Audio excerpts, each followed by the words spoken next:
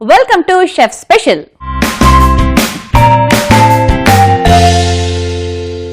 మనకు ఎంత జనరేషన్ మారినా, ఎన్ని రకాల కొత్త వెరైటీస్ వచ్చినా కొన్ని ట్రెడిషనల్ వంటకాలని ఎప్పటికీ మర్చిపోలేమండి. ముఖ్యంగా మన అమ్మమ్మలు, మన బామ్మలు అప్పటి కాలం వంటలంటే ఆహా ఎంత బాగుంటాయి కదా అని అనుకుంటూ ఉంటాం. మరి అటువంటి వంటకాన్ని ఈ రోజు మీ అందరికీ పరిచయం చేయడానికి షెఫ్ స్పెషల్ లో శ్రీకాంత్ గారు కూడా రెడీగా ఉన్నారు. మరి ఇంకెందుకు ఆలస్యం, లెట్స్ వెల్కమ్ శ్రీకాంత్ గారు. హలో మృదుల గారు. హాయ్ శ్రీకాంత్ గారు. మీకు మాత్రం థ్యాంక్స్ చెప్పాలి. ఎందుకు? ఒక మంచి ట్రెడిషనల్ వంటకాన్ని ఈ రోజు మా అందరికీ పరిచయం చేస్తున్నందుకు. ఫిక్స్. ఎందుకంటే ఇంతకు ముందే లైట్ గా అది ఏంటి అన్న విషయం నాకు తెలిసింది. అఫ్ కోర్స్ ఆయన నోట్ ద్వారా తెలిస్తే ఇంకా బాగుంటుంది. ఎందుకంటే ఆ పర్టికులర్ రెసిపీ చేయడం కొంచెం అంత ఈజీ కాదేమో, నాకైతే రాదు. నేను చాలా ఈజీగా చూపిస్తాను. అన్ని వంటలు ఈజీగా చెప్తారు మీరు. సో ఆ వంట పేరు కూడా మీరే రివీల్ చేసేస్తే అందరు వెయిట్ చేస్తున్నారు. లైక్ మీరు జనరల్ గా ఇప్పుడు ఫంక్షన్స్ కి వెళ్ళినప్పుడు నార్మల్ గా ఒక స్పెషల్ అన్నమాట, ఎన్ని చికెన్ పెట్టినా, మటన్ పెట్టినా, ఏది పెట్టినా ఈ డిష్ అనేది చాలా యూనిక్ గా అండ్ స్పెషల్ గా పెడతారు అనమాట. కెన్ యూ గెస్ ఇదేంటో? నాకు లైట్ గా తెలుసు, కానీ మీరే చెప్పండి. ఇది వచ్చి మనకి చాలా స్పెషల్, మన తెలుగు వాళ్ళకి చాలా స్పెషల్. ఇది వచ్చి ఉలవచారు. ఉలవచారు అండ్ బిర్యానీ అనే సినిమా ఉంది. Now we're not making biryani, కానీ ఉలవచారు మాత్రం చేస్తున్నాం.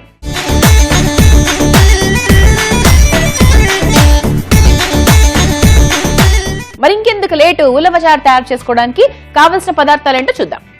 ఉలవచారు తయారు చేసుకోవడానికి కావాల్సిన పదార్థాలు: ఉలవల రసం, ఉల్లిపాయ ముక్కలు, ఆవాలు, జీలకర్ర, కరివేపాకు, అల్లం వెల్లుల్లి పేస్ట్, చింతపండు గుజ్జు, పసుపు, పెరుగు, ఫ్రెష్ క్రీమ్, ఉప్పు, కారం, కొత్తిమీర, ఎండుమిర్చి, నూనె. ఓకే, సో ఉలవచారు తయారు చేసుకోవడానికి కావాల్సిన పదార్థాలు ఏంటో తెలుసుకున్నాం కాబట్టి మనం ప్రాసెస్ స్టార్ట్ చేద్దాం. ఓకే, ఫస్ట్ దీనికి కూడా లైక్ ఉలవచారు అనేది కొత్త రెసిపీ ఏం కాదు. జనరల్ గా మనకి రెగ్యులర్ గా ఎలా అయితే ప్యాన్ పెడుతున్నామో దీనికి కూడా అలానే ప్యాన్ పెట్టేయండి. ఓకే, అంటే దీని ప్రాసెస్ నాకు అసలు ఏమి జీరో నాలెడ్జ్ కాబట్టి నాకు డౌట్ వచ్చింది. సో మనం ప్యాన్ పెట్టుకుందాం, కొద్దిగా ఆయిల్ యాడ్ చేసుకుందాం.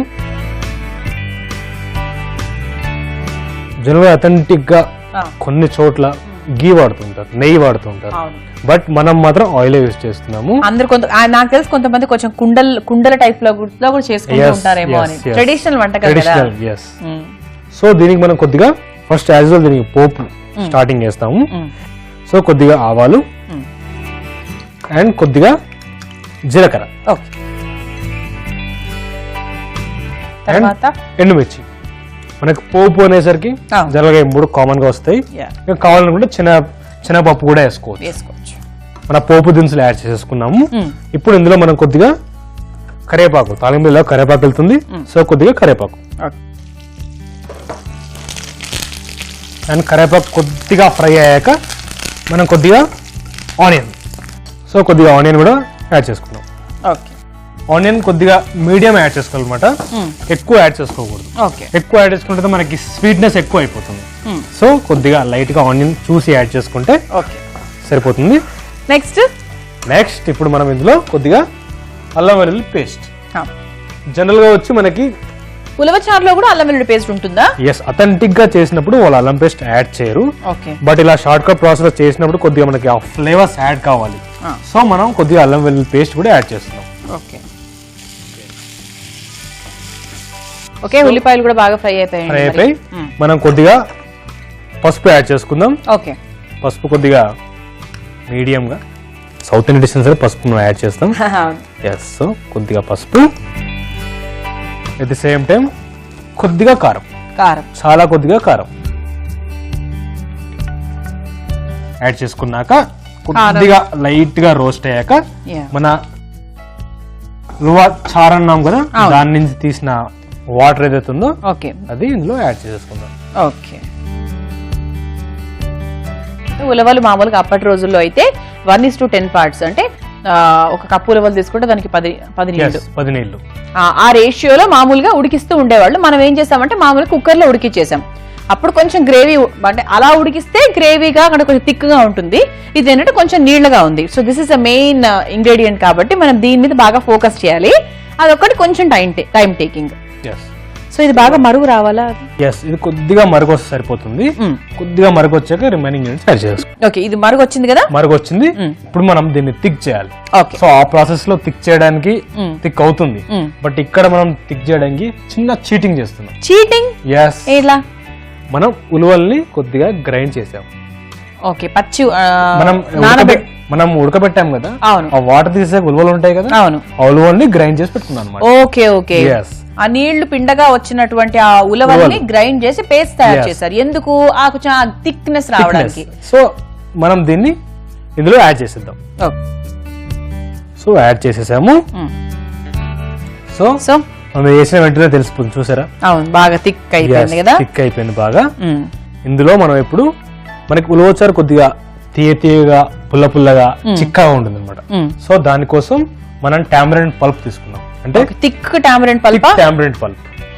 కొద్దిగా చింతపండు పులుసు, ఒక రకంగా ఎక్కువే. ఎస్. అంటే మనకి ఏంటంటే చెప్పాను కదా, చేదు ఉంటుందని. సో చేదు కావడానికి అండ్ తర్వాత మనం దీన్ని పెరుగుతో పాటు తింటాం. పెరుగు చప్పగా ఉంటుంది యాజ్ యూజువల్, లేదా తీయగా ఉంటుంది. సో దాని కాంబినేషన్ గా మనం ఇలా యాడ్ చేసుకున్నాం. మనకి ఇప్పుడే ఆల్మోస్ట్ థిక్ అయిపోయింది. ఆ థిక్ అయ్యే మూమెంట్ లో కొద్దిగా కొత్తిమీర యాడ్ చేసుకుందాం మనం.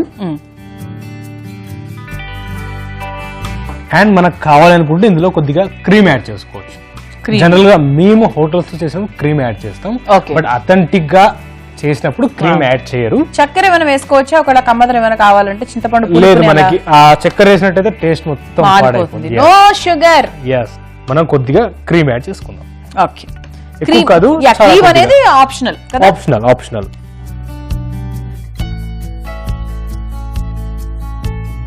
సో మనకి కంప్లీట్ గా థిక్ అయిపోయింది అండ్ ఆల్మోస్ట్ కంప్లీట్ అయిపోయింది. ఓకే, ఆల్మోస్ట్ లేకపోతే అయిపోయిందా? మనకి ఏంటంటే క్రీమ్ వేసాక ఒక 2 to 3 minutes కొద్దిగా కుక్ అవ్వాలి. సో ఆ క్రీమ్ కూడా కొద్దిగా కుక్ అయ్యి కొద్దిగా థిక్ అవుతుంది. కన్సిస్టెన్సీ అనేది మనకి చూసి లైక్ కొద్దిగా చారులా కావాలంటే చారులాగా ఉంచుకోవచ్చు. ఇలా బబుల్స్ వస్తున్నాయి. ఎస్, మనం క్రీమ్ యాడ్ చేసాం కదా, సో క్రీమ్ అనేది మనకి మంచిగా మిక్స్ అవుతుంది. Okay, yes. సో అందుకు మనం దాన్ని అలా ఒక 2 minutes బాగా ఉడికించాలి కదా. ఉలవచారు రైట్ అట్ యువర్ హోమ్ హ్యాపీగా తినొచ్చు, హెల్దీగా ఉండొచ్చు, ఎందుకంటే ఇది హెల్దీ రెసిపీ కాబట్టి. సో ఉడికిపోయింది కదండి, ఇది ఉడికిపోయింది. ఆఫ్ చేద్దాం. సో ఒక మంచి అథెంటిక్ ట్రెడిషనల్ రెసిపీ ఉలవచారు రెడీ అయిపోయింది. ఇప్పుడు మనం దీన్ని డిష్ అవుట్ చేసుకుందాం.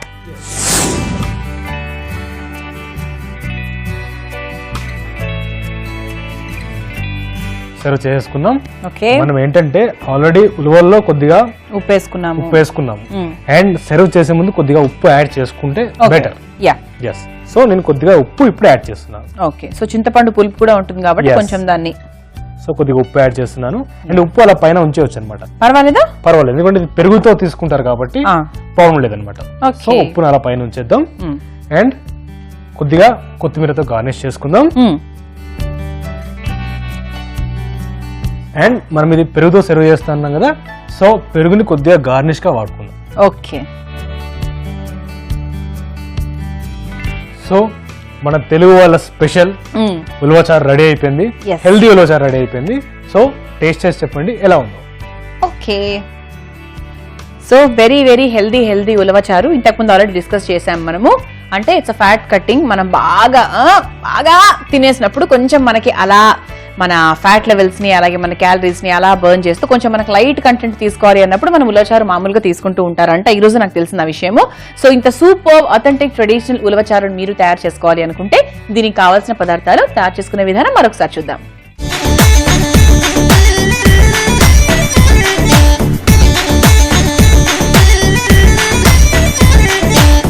ఉలవచారు తయారు చేసుకోవడానికి కావాల్సిన పదార్థాలు: ఉలవల రసం, ఉల్లిపాయ ముక్కలు, ఆవాలు, జీలకర్ర, కరివేపాకు, అల్లం వెల్లుల్లి పేస్ట్, చింతపండు గుజ్జు, పసుపు, పెరుగు, ఫ్రెష్ క్రీమ్, ఉప్పు, కారం, కొత్తిమీర, ఎండుమిర్చి, నూనె. ఉలవచారు తయారు చేసుకునే విధానం: ముందుగా స్టవ్ వెలిగించి ఒక పాన్ పెట్టుకుని కొంచెం నూనె వేసి వేడి చేయాలి. నూనె వేడైన తర్వాత ఆవాలు, జీలకర్ర, ఎండుమిర్చి, కరివేపాకు, ఉల్లిపాయ ముక్కలు, అల్లం వెల్లుల్లి పేస్ట్ వేసి పచ్చివాసన పోయేంత వరకు వేయించుకోవాలి. ఆ తర్వాత అందులో కొంచెం పసుపు, కారం వేసి బాగా ఫ్రై అయిన తర్వాత ఉలవల నీళ్లు వేసి బాగా ఉడుకొచ్చిన తర్వాత ఉలవల పేస్ట్ కొంచెం వేసుకొని చింతపండు పులుసు కూడా వేసుకొని కలుపుకోవాలి. ఆ తర్వాత కొత్తిమీర, ఫ్రెష్ క్రీమ్ వేసి మరో 2 నిమిషాలు బాగా కుక్ చేసుకోవాలి. సర్వింగ్ బౌల్ లోకి తీసుకొని ఉప్పు వేసుకొని టేస్ట్ చేస్తే ఎంతో రుచికరంగా ఉండే మన ట్రెడిషనల్ తెలుగు వారింటి రెసిపీ ఉలవచారు రెడీ. ఓకే శ్రీకాంత్ గారు, ఇక నేను అంటే మరీ బిర్యానీ కోసం అది వెయిట్ చేయలేను, ఎందుకంటే యాజ్ సచ్ నాకు చాలా ఇష్టం కాబట్టి నేను ఇలాగే తినేస్తాను వితౌట్ పెరుగు. ఎందుకంటే నేను పెరుగుతో తిని దీని టేస్ట్ నేను మిస్ అవ్వదలుచుకోలేదు. చింతపండు అంతేసినా కూడా ఏం తెలియట్లేదంటే ఎక్కువ, ఎందుకంటే ఉలవలు చప్పగా ఉంటాయి అండ్ ఆనియన్ ని కొద్దిగా లైక్ స్లైట్ గా కుక్ చేసాము. సో అండ్ మనం క్రీమ్ యాడ్ చేసాము. అవును. సో ఎవ్రీథింగ్ అన్ని కలపడం వల్ల ఏంటంటే లైక్ అన్ని మిక్స్ అయిపోయి కమ్మగా ఉంటుంది అనమాట. చాలా బాగుందండి, సూపర్. అంటే ఎప్పుడెప్పుడు ట్రై చేయాలా అని మనకు కొన్ని రెసిపీస్ ఉంటాయి కదా, చూసిన వెంటనే మనకు ఆ చేసేదాకా నిద్ర పట్టదు. అటువంటి రెసిపీస్ లో నాకైతే ఇది నెంబర్ 1 లిస్ట్ లో ఉంటుంది. ఉలవచారు చాలా చాలా సూపర్ అన్నమాట అసలు. So thank you so much. దీని గురించి మీకు ఎన్నిసార్లు థ్యాంక్స్ చెప్పినా తక్కువ కాదు, కానీ ఏం చేయలేము మనము. Thanks to the power of 100. Thank you.